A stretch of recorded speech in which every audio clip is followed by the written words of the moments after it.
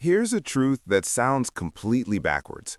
Saving your first $1,000 is exponentially harder than saving your next $10,000. And saving your first $10,000? That's harder than your next $100,000.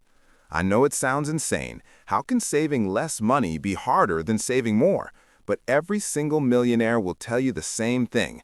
The beginning is the hardest part. And there's actual science and math behind why this happens. In the next 10 minutes, I'm going to break down exactly why you're struggling to save that first $1,000, why it gets easier once you break through, and most importantly, how to actually get past this brutal first stage. Because once you understand this, everything about money changes. Let's dive in.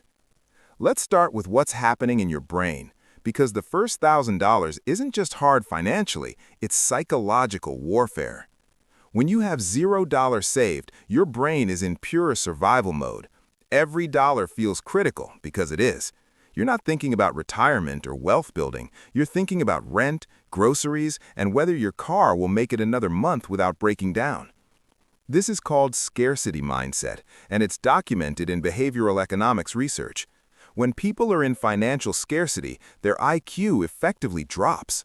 Not because they're dumb, but because their brain is so focused on immediate threats that long-term planning becomes nearly impossible.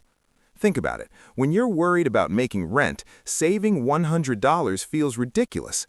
That $100 could be groceries. It could be gas. It could be the thing that prevents a crisis next week. Your brain is screaming at you that saving is dangerous because you need that money now. But here's what makes it even worse. The first $1,000 feels meaningless. You look at your $200 in savings and think, what's the point? This won't even cover an emergency. This won't change my life. So you give up and spend it. This is the brutal paradox. The money you need the most is the hardest to save because it feels the most pointless. And then there's the motivation problem. When you have $0 saved and you put in $50, you still feel like you have nothing. $50 doesn't feel like progress. It feels like a rounding error in the ocean of your financial stress. Compare that to later, when you have $50,000 saved and you add $50, you don't even notice it. But you also don't need to. The momentum is already there. The habit is locked in. Your brain isn't fighting you anymore. But at the beginning, every single dollar is a battle against your own psychology. You're fighting fear, hopelessness, and the very reasonable belief that saving such a small amount won't matter. Except it does matter, more than anything else you'll do financially. Because the first $1,000 isn't about the money, it's about proving to yourself that you can do it. Now let's talk about the math, because there's a mathematical reason why saving gets easier, and understanding it will change how you think about money forever. Here's the secret. Money makes money, but only after you have money to start with. Let me show you what I mean.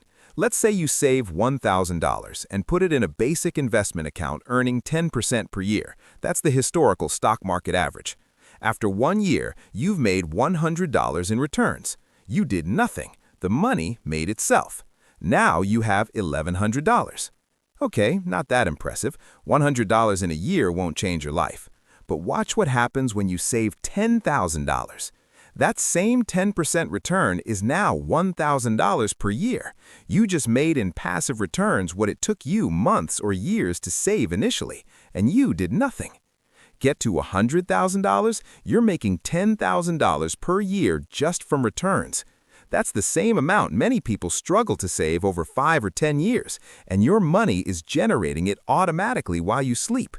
This is compound interest, and Einstein supposedly called it the 8th wonder of the world. But here's what nobody tells you. Compound interest doesn't feel like a wonder at the beginning. It feels like a joke.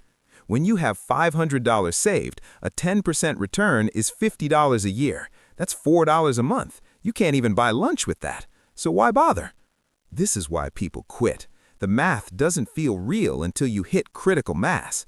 But here's the part that should blow your mind. The percentage gains are exactly the same whether you have $100 or $100,000. The difference is that at $100, a 10% gain is $10. At $100,000, it's $10,000. Same percentage, wildly different results. And this creates a snowball effect. The more you save, the faster it grows. The faster it grows, the easier it is to save more. Eventually, your returns dwarf your contributions. Let me give you a real example. Let's say you save $200 a month starting at age 25. Years 1 through 5, you've saved $12,000 total. Your returns? Maybe $1,500. You're doing all the heavy lifting. Years 10 through 15, you've saved $36,000 total. Returns are now around $15,000. The money is starting to help. Years 20 through 25, you've saved $60,000 total, but your account is $150,000. Returns are now exceeding your contributions. The money is doing more work than you are. By retirement at 65, you've contributed $96,000 over 40 years, but your account has over $1.3 million. You contributed less than $100K. Compound interest created over $1.2 million. But none of that happens without the first $1,000. That's the seed. Everything grows from there. The math is on your side, but only if you start. Now let's talk about why the first $1,000 keeps getting destroyed before you can build on it. I call this the emergency paradox. Here's how it works. You finally scrape together $500 in savings. You're proud. You're making progress. And then your car breaks down. $500 repair. Gone. Back to zero. You start over. 6 months later, you have $800 saved. Then your dog gets sick. Vet bill, $600. Back to zero. This cycle is absolutely crushing, and it makes you feel like saving is pointless because emergencies keep wiping you out. But here's what's actually happening. Those emergencies didn't stop you from saving. They proved exactly why you needed to save. Think about what would have happened without that $500. You would have put the car repair on a credit card at 22% interest.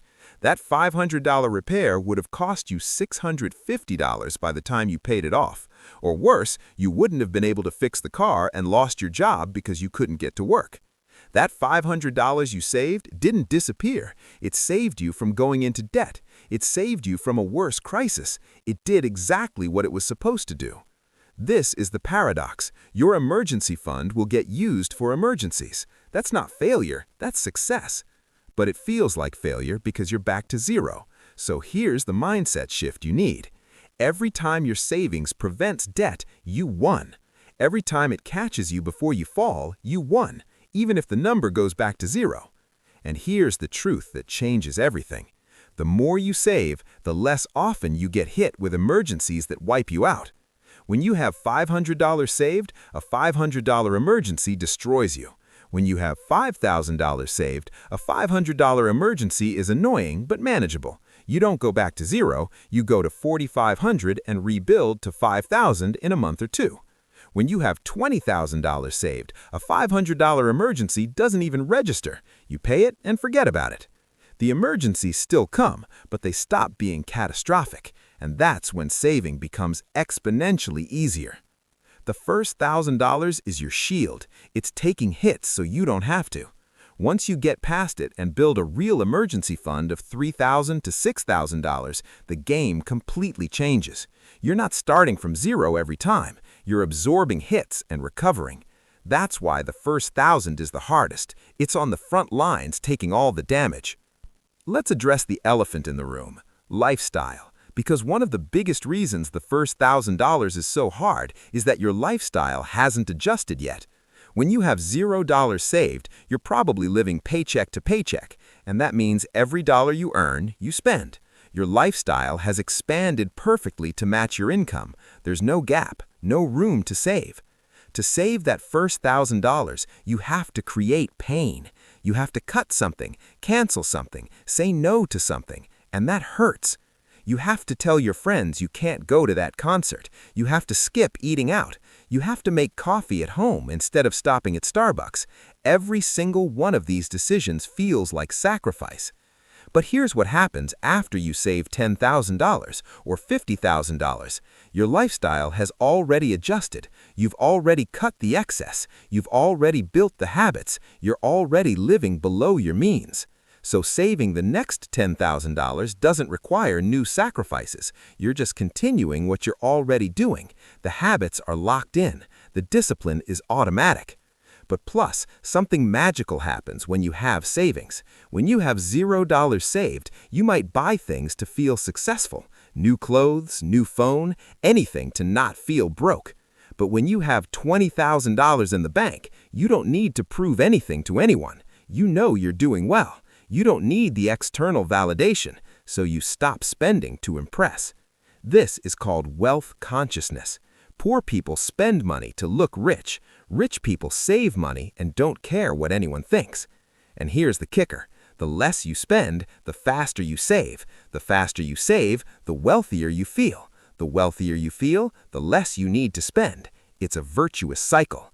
But it doesn't start until you break through that first $1,000 and prove to yourself that you're not broke. You're a saver who's building wealth. Now we get to the deepest reason why the first $1,000 is the hardest. Identity. When you have $0 saved, your identity is, I'm broke. You might not say it out loud, but that's how you see yourself. And here's the thing about identity. You will always act in alignment with who you think you are. If you believe you're bad with money, you'll prove yourself right. If you believe you're broke, you'll stay broke.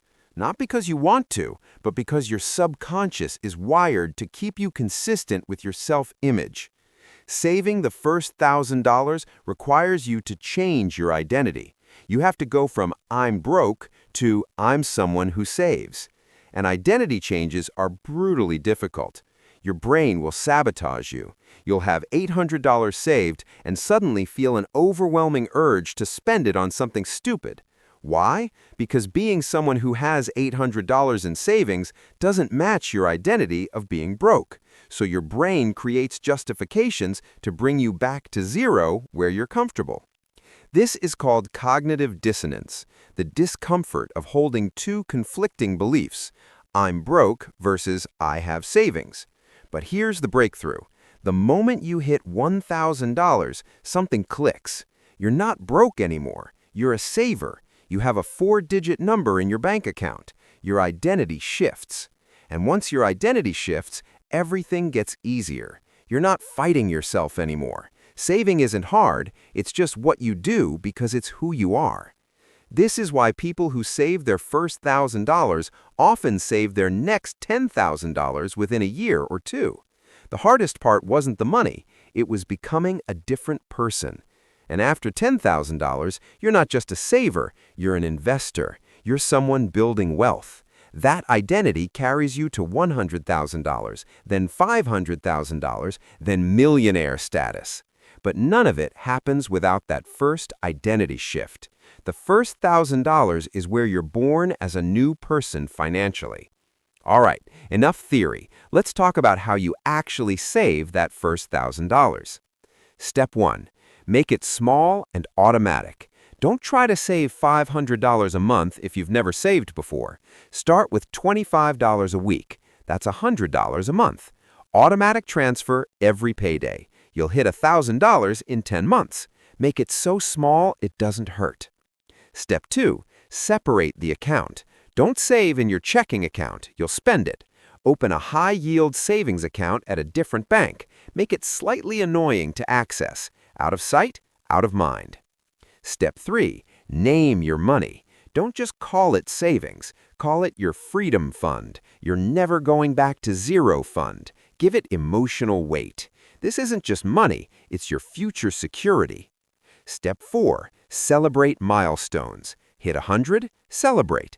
250, celebrate. 500, celebrate hard. Your brain needs positive reinforcement. Every milestone proves you can do this.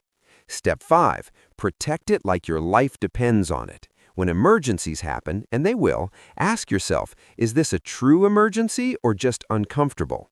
True emergencies only. Protect that $1,000 like it's the last $1,000 on earth. And here's the final secret. It's going to take longer than you want. It might take 6 months. It might take 2 years. That's okay. The timeline doesn't matter. Finishing matters. Because once you hit $1,000, you've proven something that can never be taken away. You can do hard things. You can delay gratification. You can build wealth. And that proof, that's worth more than the $1,000 itself. The first $1,000 is the hardest money you'll ever save, but it's also the most important. It's the foundation everything else is built on. The compound interest, the emergency protection, the identity shift, all of it starts here. So start today. $10, $25, whatever you can. Just start. If this motivated you, smash that like button and subscribe. I'm dropping financial truth bombs every week. Comment below, how much have you saved so far? Let's build wealth together. Now go save that first 1,000. Your future self is counting on you.